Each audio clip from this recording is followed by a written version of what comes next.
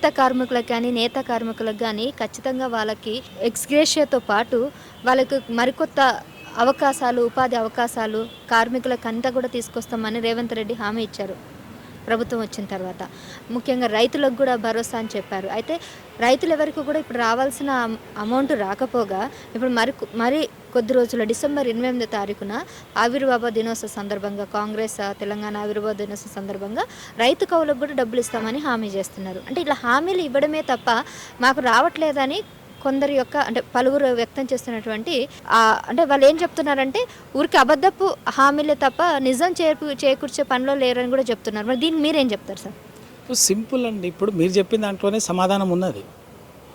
కాంగ్రెస్ అధికారంలో రావటం కోసము పాపులిస్టిక్గా 6 గ్యారంటీలు అని చెప్పింది. ఇక youth declaration, BC declaration, minority declaration, Adivasi declaration, మహిళా డిక్లరేషను, నిరుద్యోగుల డిక్లరేషన్, ఆ పేరు మీద ఈ పేరు మీద దాదాపు 420 హామీలు ఇచ్చింది అన్ని వర్గాలకి. అధికారంలోకి వచ్చిన తర్వాత ఇచ్చినటువంటి ఏ ఒక్క హామీని కూడా సంపూర్ణంగా నెరవేర్చలేదు. అన్ని వర్గాలను మోసం చేసింది. అట్లనే ఇప్పుడు గీత కార్మికులు మోసం చేసింది, మీరు అన్నట్టు చేనేత కార్మికులు మోసం చేసింది. ఆత్మహత్యలు మొదలైనవి. మళ్ళీ 10 ఏళ్లలో మంచిగా బతికినటువంటి సగర్వంగా బతికినటువంటి వర్గాలు మళ్ళీ వాళ్ళ ఆర్థిక ఇబ్బందులు పడుతూ చేనేత కార్మికులు లాంటి వాళ్ళు అక్కడక్కడ ఇప్పటికీ చాలా చోట్ల ఆత్మహత్యలు చేసుకునే దుస్థితి కల్పించింది.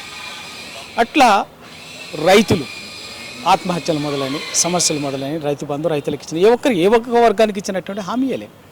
లేటెస్ట్గా ఇప్పుడు వీళ్ళ ముందు నడుస్తున్నటువంటి అంటే ఆటో డ్రైవర్లకు సంబంధించి ఆ రోజు హామీలు ఇచ్చింది, బ్రహ్మాండమైన హామీలు ఇచ్చింది. ఇచ్చినటువంటి హామీలు అమలు చేయకపోగా వాళ్ళు ఏమైందంటే అదే కాంగ్రెస్ పార్టీ గొప్పగా ఖర్చు లేకుండా చేసినటువంటి హామీ ఏంటంటే 6 గ్యారంటీలలో చిన్నది పట్టుకొని మహిళలకు ఉచిత బస్సు అని చెప్పేసి ఒక ప్రోగ్రాం చేసింది. దానివల్ల మహిళలు ప్రయాణం ఒక గౌరవంగా లేకుండా మహిళలు ఇబ్బంది పడటమే కాకుండా ఆటో డ్రైవర్లు కూడా ఇమీడియట్గా రోడ్డు మీద పడేటటువంటి పరిస్థితి వచ్చింది. దాదాపు ఆ ఫలితంగా ఇవాళ లక్షలాది తెలంగాణలో రాష్ట్రంలో అటు హైదరాబాద్ జంట నగరాలతో పాటు వరంగల్ లాంటి నగరాలతో పాటు గ్రామీణ ప్రాంతాల మొత్తంగా కలిపి సుమారు 8 లక్షల మంది ఆటో డ్రైవర్లు ఆటోని వృత్తిగా చేసుకొని జీవనం సాగిస్తున్నటువంటి వాళ్ళు ఉన్నారు.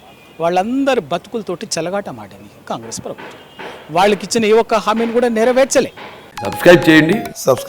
Please do subscribe to please like, share and subscribe to top Telugu TV. Top Telugu TV. Top Telugu TV.